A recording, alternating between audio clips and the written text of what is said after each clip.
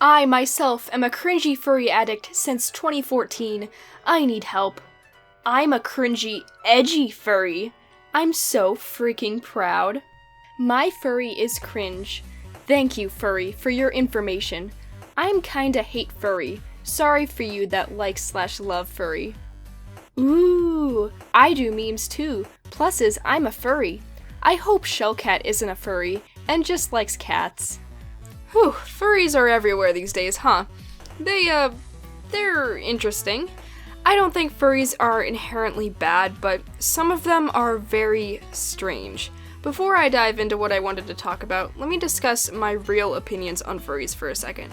Because of me being an artist on the internet, furries are people I occasionally bump into. Am I a furry? No. And yes, I have Shell, she's an ocelot, as a persona of sorts, but I use her more as a mascot, and also she's not bipedal, she's just a regular ocelot. I love cats. Also, I'm not really part of the community at all. I've never interacted with the community.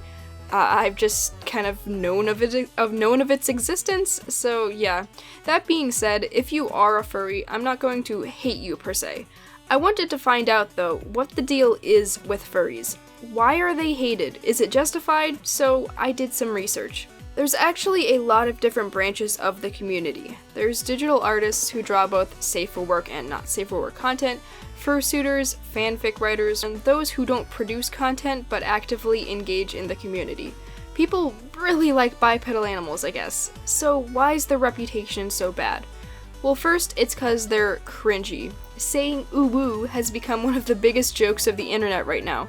And of course the, oh whoa, what's this? Both of those came from furries. And good god, the very strange and uncomfortable text roleplay screenshots don't help.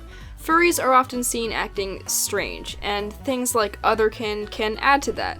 A lot of times these people who use text-based roleplay don't text like most people do, so they can misinterpret texts and often butt in at bad times in groups or Discord servers with them asterisks curling into a ball asterisks, and that's not really a conversation. A lot of the furry community are adult artists who draw not safe for work content. Now, people who draw those kinds of things already have a stigma against them too, because it's largely seen as strange to draw that, at least from the perspective of other people. Adding being a furry on top of that, and you get 2 layers of stigma. Also, if you saw someone in public dressed up as a green neon wolf, when you've never seen that before, wouldn't that be a bit weird to you? Now, think that there's entire conventions where people do that. Pretty freaking strange. Now, do I think being strange is bad? Not really, but people are freaked out by strange things a lot. I'm going to judge you by your personality, not you being a furry.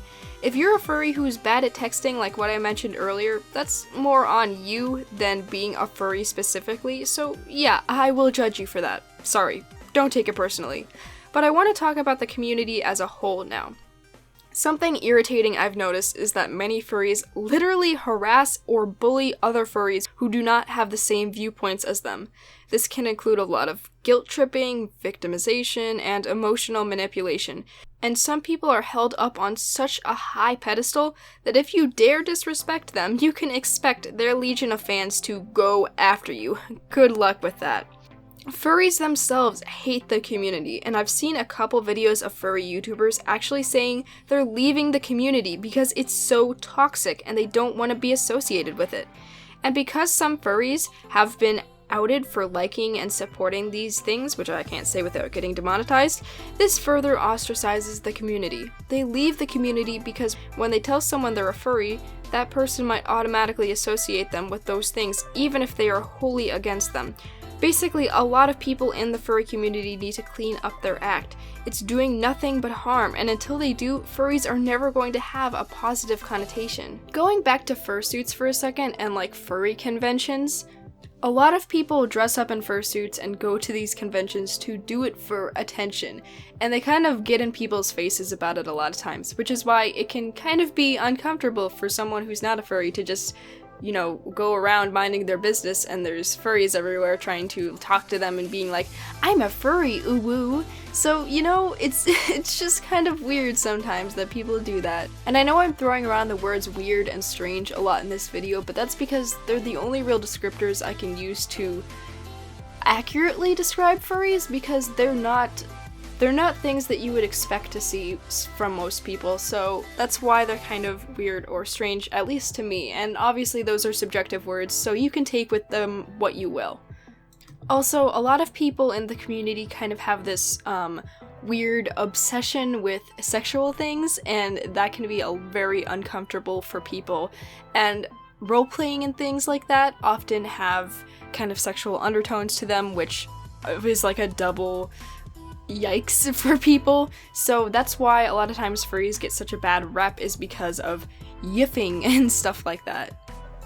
A lot of older people in the community will also specifically target younger people to try to groom them, and that is also, not cool. Not cool, man.